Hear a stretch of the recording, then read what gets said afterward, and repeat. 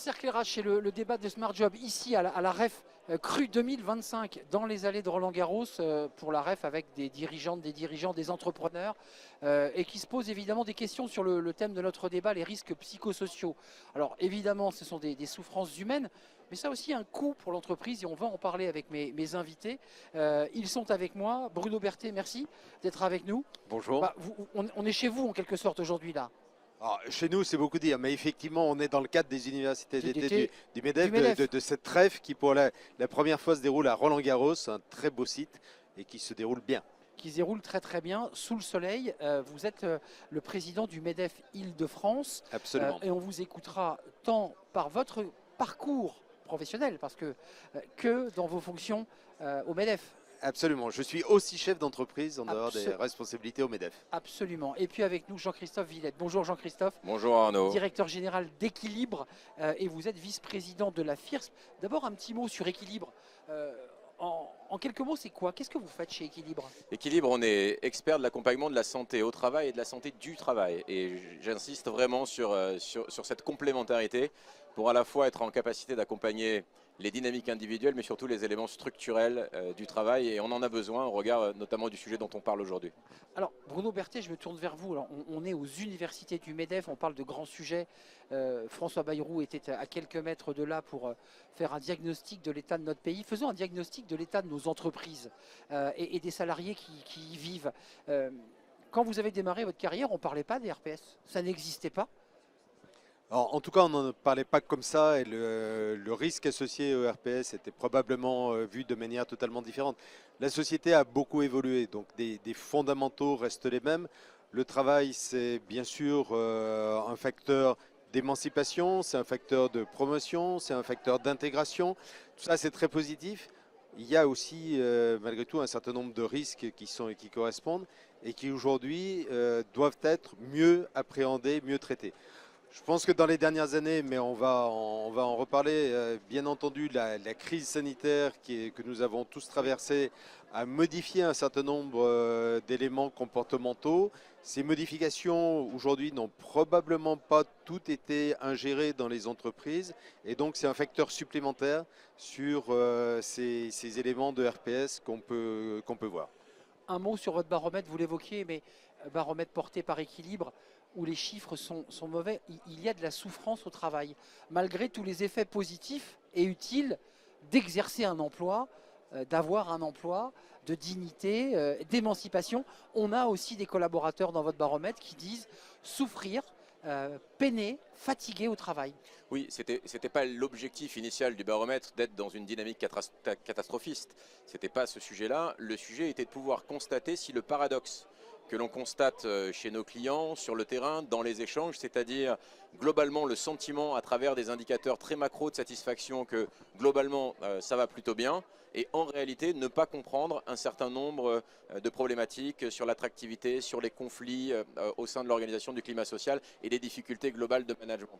Et ce que révèle ce baromètre, c'est un paradoxe entre la capacité dans le même temps d'exprimer plutôt une satisfaction globale en lien avec son entreprise, en lien avec son travail, notamment influencé par 2-3 variables clés, qui est la qualité de la relation avec les collègues. Et dans le même temps, on a 43% des personnes qui expriment au cours des 6 derniers mois, c'est-à-dire entre janvier et juin 2025, du mal-être en lien avec leur travail. Et ce paradoxe, je pense que ça doit être le point de départ d'une discussion en comité de direction, en instance de gouvernance, parce que ne pas le comprendre, c'est peut-être laisser s'installer dans l'invisibilité du capital de l'entreprise, à un moment donné, eh bien, une perte de productivité significative. Qu'est-ce que vous en pensez, Bruno Berthet?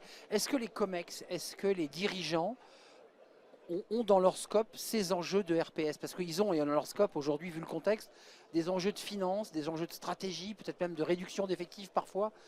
Est-ce qu'ils ont bien intégré que les RPS étaient une clé aussi de productivité et de maintien de leurs collaborateurs? C'est une excellente question qui, bien sûr, n'a pas de réponse univoque. Ça dépendra beaucoup des entreprises, de la culture d'entreprise et aussi des individus qui composent le COMEX. Donc il n'y a pas de réponse unique.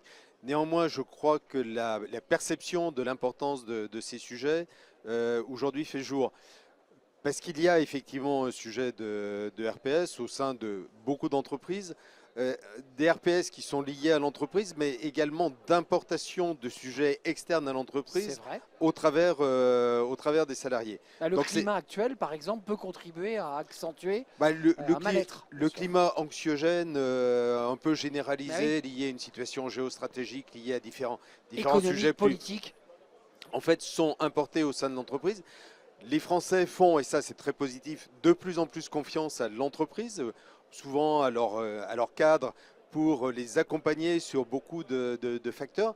Et finalement, dans la plupart des cas, ils n'ont plus beaucoup d'autres endroits en dehors de l'entreprise pour déverser des mal-être qui peuvent s'accumuler.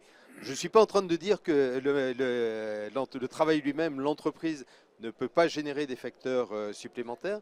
Ce que je dis, c'est qu'en fait, au sein de l'entreprise, c'est le point d'accumulation où doit être traité le sujet des RPS, parce que c'est là qu'on peut trouver des solutions, ou à défaut de solutions, du moins des facteurs d'accompagnement. Ce qui est important pour l'entreprise, on y revient, c'est qu'il ne faut surtout pas sous-estimer l'impact potentiel, les aspects négatifs, y compris en termes de valorisation financière, que Évidemment. peuvent Parlons des coûts. C'est souvent un peu flou cette question des coûts liés au RPS. Le coût le plus évident, c'est l'absentéisme. Et on voit Oui. d'ailleurs un niveau d'absentéisme qui, ces derniers mois, a progressé. Oui. Arrêt maladie de courte durée ou des arrêts maladie de très longue durée.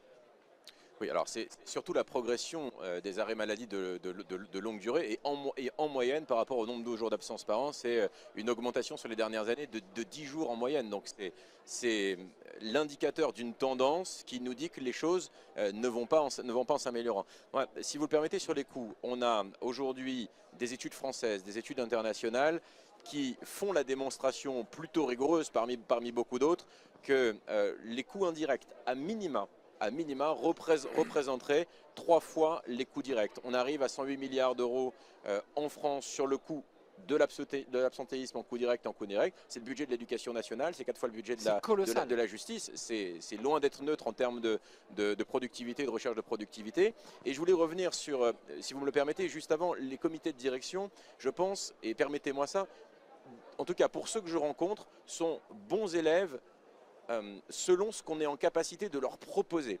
Et mon diagnostic aujourd'hui, c'est que dans la proposition de valeur pour faire face à ces phénomènes complexes que sont les risques psychosociaux et la façon dont ils sont en train de s'afficher dans l'organisation, on manque de propositions à la hauteur des enjeux. On est, à mon avis, aujourd'hui dans un déficit des mesures de prévention, non pas par absence de volonté d'y aller, mais dans une application assez scolaire, assez technique, d'une réponse qu'il faudrait différente. Et quand je pose la question dans le baromètre, j'ai un quart des salariés qui disent ne pas avoir été formés uniquement aux risques psychosociaux. J'ai la moitié des salariés qui pensent que leur entreprise n'agit pas concrètement, mais il faut donner plus de sens à la mise en mouvement et notamment apporter des indicateurs complémentaires aux indicateurs de climat sociaux en indiquant des éléments financiers en lien avec l'absentéisme, en lien avec la TMP, en lien avec le turnover. Et ça, ça nécessite de mettre toutes les instances dirigeantes autour de la table. Sans pointer du doigt, alors que vous nous invitez ici à la REF, je dirais le management à la française qui est souvent pointé et opposé au management du Nord, au Danemark notamment. Est-ce qu'on a un problème dans la manière de manager nos équipes et qui pourrait être une des raisons, parce qu'on cherche à comprendre de ces salariés qui sont en mal-être, pour ne pas dire en très grande souffrance.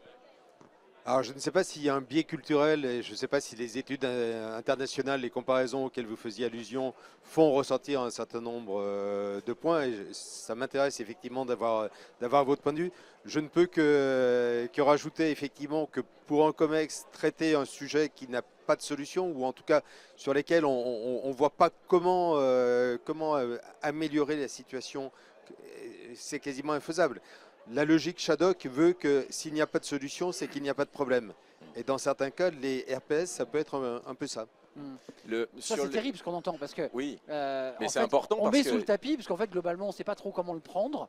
Hop, on le glisse sous le tapis. Mais je reviens sur ce que je disais. Il y a un vrai sujet de trouver l'alignement pour s'adresser au COMEX. Étape 1, les éléments fondamentaux académiques que l'on connaît, c'est-à-dire mettre en place un diagnostic adapté, mobiliser la gouvernance autour d'une politique sur le sujet, former à minima sur les fondamentaux, les managers sensibilisés. Mais une fois, donc déjà, on peut faire le bilan de ces pratiques fondamentales et des pratiques de conformité, hein, listées dans le Code du travail. Donc j'encourage un audit de fiabilité des mesures à minima qu'on doit mettre en œuvre sur le sujet. Et une fois qu'on en est là, pouvoir aller analyser les causes racines au-delà de ce qui est visible pour pouvoir avoir une mesure de niveau stratégique au regard des impacts dont on est en train de parler. Un diagnostic, une photographie, puis ensuite des mesures adaptées.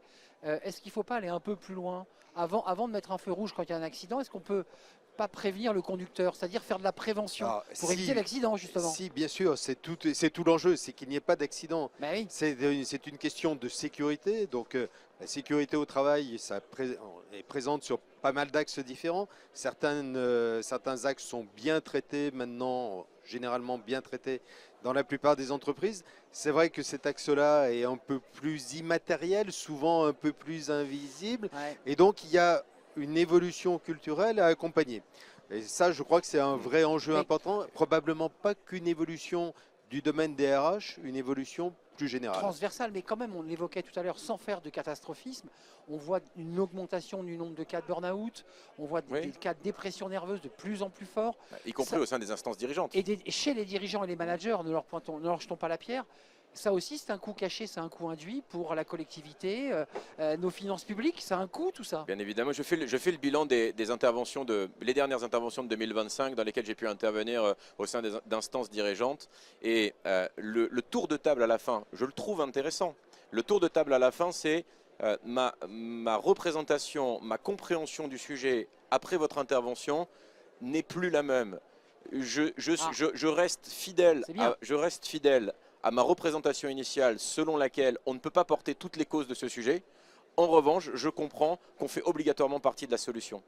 Et ce point dont vous soulignez, c'est-à-dire quelles sont les solutions, elles existent aujourd'hui. Après, il faut choisir les bons partenaires pour être accompagné sur le sujet. Il y a quand même un sujet qui est posé derrière tout cela et qui est un peu philosophique, c'est notre rapport, et vous l'évoquiez en introduction, notre rapport au travail qui a changé depuis 50 ans, et ce qui oblige malgré tout les dirigeants, les managers à s'adapter. On parle beaucoup de télétravail, on parle beaucoup de flexibilité, et effectivement le Covid a accéléré ces processus. Est-ce qu'on s'adapte ou est-ce que l'on est en train de durcir, qui vient provoquer des souffrances, de la fatigue, de l'épuisement professionnel?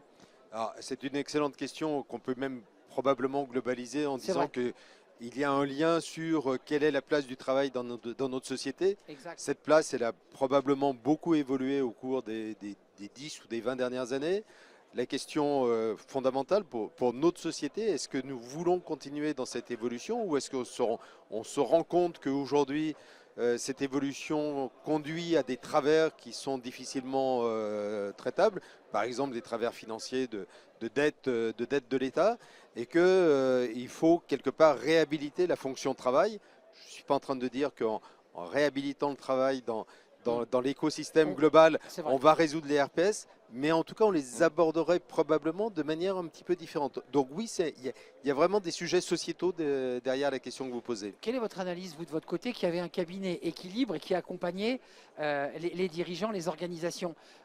D'où vient la source profonde de ce mal-être ou de ce mal? Ça vient d'où? Je pense que les entreprises peuvent constituer, dans ce mal-être global, ce n'est pas que le mal-être au travail qu'on observe à travers les différentes études, peuvent constituer un repère, des repères et des repères fondamentaux. Parce que quand on regarde le niveau de mobilisation en matière d'environnement de travail, en matière de qualité des relations, enfin, l'ensemble des mesures qui méritent d'être complétées, mais encore faut-il savoir comment, c'est le sujet que vous posiez. On a au sein de l'entreprise, en France en tout cas, ou des entreprises en France, un certain nombre de mesures qui font de l'entreprise plutôt un ensemble de repères protecteurs que l'inverse. Néanmoins, dans ce rapport à l'autre, dans ce rapport au travail, dans l'exigence que l'on peut avoir de l'équilibre entre les temps du travail et les temps personnels, il y a un besoin de dialogue plus important pour se comprendre. L'évolution des besoins, l'évolution de la société va beaucoup plus vite que la capacité d'un certain nombre d'organisations de s'y adapter. Donc, développer l'agilité et développer l'écoute au cœur de cette agilité, dans un cadre qu'il faut pouvoir partager de façon extrêmement claire, avec une orientation, avec une direction, avec une politique claire pour embarquer, sont des axes à mettre en œuvre. C'est l'œuf et la poule, hein, ce que vous évoquez, parce que j'entends d'un côté, les collaborateurs doivent aussi s'adapter au travail pour créer de la richesse, de la valeur, réduire notre dette. Et de l'autre, on entend un autre discours qui dit c'est aussi aux entreprises de s'adapter, je dirais, j'allais dire, désir, le mot est un peu fort, mais au desiderata des collaborateurs. C'est l'œuf et la poule qui s'adapte à qui là? C'est l'œuf et la poule et c'est bien un sujet sociétal. Comment est-ce qu'on réussit tous ensemble à construire une société? Les salariés finalement trouvent que l'entreprise est un lieu dans lequel ils ont confiance, dans lequel ils sont bien, et c'est également le lieu dans lequel les RPS se concrétisent. Donc c'est bien l'œuf et la poule, mais finalement la poule continue à pondre. Juste vous qui êtes confronté aux dirigeants, vous posez le diagnostic, vous ouvrez les chakras, on vous dit je suis plus le même après vous avoir entendu. Et qu'est-ce qu'on déploie derrière? Qu'est-ce qu'ils mettent en place? De la prévention, des outils, des formations de managers? Qu'est-ce qu'ils mettent en place? Oui, et tout ça, déjà le fait d'en faire un point suivi dans les instances de gouvernance, pas simplement au sein des CSE. Je souhaite vraiment qu'on puisse développer le dialogue social et les dynamiques paritaires sur ces thématiques-là, et j'y vois un vrai enrichissement dans les retours d'expérience que l'on peut avoir, et on les accompagne, et faire en sorte qu'il y ait des points suivis sur ce sujet. Ça ne peut pas être l'affaire d'un one-shot à un moment donné parce qu'on a fait venir quelqu'un sur une sensibilisation. Pour ça, il faut l'inscrire dans une démarche à la fois de maîtrise du risque et de développement de la performance comme on le ferait sur d'autres sujets, identifier des indicateurs transverses à l'ensemble des fonctions de l'entreprise, ce qui va donner du sens à se rassembler sur ce sujet, être en capacité de le mesurer pour évaluer le retour sur investissement et accompagner les prises de décision de ce que l'on pourrait mettre en œuvre en termes de formation, en termes de diagnostic, mais surtout, et j'insiste, avoir des démarches de diagnostic qui permettent d'aller au-delà de ce qui est visible pour identifier les réelles causes racines. Et les moyens existent, on peut se rassembler pour faire en sorte que le mal-être ne soit plus une fatalité et reprendre la main sur ce sujet pour un futur du travail plus à la hauteur des attentes de productivité. Je rebondis sur ce que dit Jean-Christophe Villette. Il y a un acteur dont on n'a pas parlé, il est essentiel dans les enjeux RPS parce qu'eux-mêmes commandent d'ailleurs des baromètres. Ce sont les partenaires sociaux qui sont en dialogue direct avec les RH sur les sujets de QVCT et notamment de RPS. Ils ont un rôle à jouer, ces partenaires sociaux. Comment vous les regardez? Oui, ils ont bien sûr un rôle à jouer. Les RPS sont vraiment une thématique qui fait partie des éléments du dialogue social sur lequel il y a une vraie synergie à trouver entre le côté du comité de direction et le côté des organisations syndicales de l'entreprise. Alors oui, bien sûr, le CSE est un bon lieu. Ce n'est pas non plus le lieu unique où ces sujets doivent être abordés, loin de là. Mais les partenaires sociaux ont un réel atout à jouer. C'est le CSSCT dans lequel les sujets du RPS sont traités et pas au CSE, puisqu'en fait c'est l'équivalent du CHSCT. Oui, après ça dépend des entreprises et effectivement le CSE est une globalité. Dans la vôtre, c'est dans le même... C'est un CSE. C'est un CSE qui gère ces sujets. Absolument. Et vous, en tant que dirigeant, parce que c'est intéressant, vous représentez le MEDEF, je l'évoquais, j'ai peut-être mal posé ma question au départ. On n'en parlait pas il y a 50 ans ou il y a 45 ans quand vous démarrez votre carrière. Aujourd'hui, c'est un sujet prégnant. Comment vous vous en êtes emparé, vous, en tant qu'être humain et dirigeant? Alors, comment je m'en suis emparé, c'est une question qui est bien sûr très vaste, mais les RPS, les risques psychosociaux, sont un sujet de management. C'est central au cœur du management. Ça fait partie de la qualité de vie au travail, ça fait partie du bien-être des salariés, ça fait partie du dialogue social. Donc, je dirais que c'est assez basique. Le traitement des RPS, tout le monde en faisait avant. C'est la prose de Monsieur Jourdain. Donc aujourd'hui, effectivement, probablement ce qui est nouveau, c'est la manière de les aborder, donc de mieux détecter l'invisible, de mieux pouvoir traiter en amont. Et là-dessus, il y a des marges de progrès, donc il faut utiliser ces marges de progrès. Après, prendre en compte la réalité de ces RPS, l'immense majorité des entreprises le faisaient déjà. Jean-Christophe Villette, on sort de notre zone de confort, mais ça va interpeller Bruno Berthet quand on voit que beaucoup d'entreprises commencent à, non pas supprimer, mais réduire considérablement le télétravail, alors que les salariés plébiscitent le télétravail. Je pense à la Société Générale, je pense à quelques autres qui ont provoqué d'ailleurs des grèves. On voit quand même que ça se tend malgré tout sur ces sujets. La suppression d'un jour de télétravail ou de 2 jours fériés comme annoncé peut provoquer des risques psychosociaux, non? Oui, alors sur ce sujet, toute prise de décision sur ce sujet qui ne s'appuie pas sur un diagnostic partagé va être l'objet de dynamiques conflictuelles au sein du dialogue social. Ce qui est important, et vraiment je plaide pour ça, c'est d'avoir des diagnostics au niveau des enjeux, au sein de chaque organisation, et de bien faire la différence. On a deux grands chemins à un moment donné pour agir. Comme si je reprends le sujet de l'absentéisme, on peut agir au niveau individuel, sur la sensibilisation, sur plus de contrôle, voilà, sur plus de moralisation, sur plus de formation individuelle, ou on peut agir sur la structure du travail. Et en réalité, toutes les études montrent que l'impact des mesures individuelles, y compris les résultats des organismes de contrôle sur la triche supposée de l'absentéisme, c'est en moyenne 10% de contrôles qui ont pu occasionner, selon les statistiques, un contrôle d'une irrégularité. Donc c'est très peu et c'est marginal dans l'impact par rapport aux actions sur la structure du travail. Donc quand les gens s'arrêtent, vous nous dites c'est réel, c'est concret. Ils sont en souffrance. Majoritairement, ils sont en souffrance et majoritairement, ils sont en souffrance pour des causes psychosociales. Il y a de la triche, oui, ça existe. Ça reste aujourd'hui marginal. Ça fait partie d'une partie certainement invisible qu'il faut suivre au même titre que d'autres, mais ce n'est pas l'action prioritaire. L'action prioritaire est vraiment de s'intéresser à la capacité dont on peut restructurer le travail et orienter l'organisation pour un impact plus positif. C'est la cloche, l'émission est terminée. Ça, c'est un indicateur sonore. Merci à vous, Jean-Christophe Villette, directeur général d'Équilibre, vice-président de la FIRS. J'indique à nos téléspectateurs qu'on peut consulter votre baromètre sur le site d'Équilibre. Et notre expertise associée, bien sûr. Et l'expertise associée, l'analyse. Merci de nous avoir rendu visite, de nous avoir éclairé.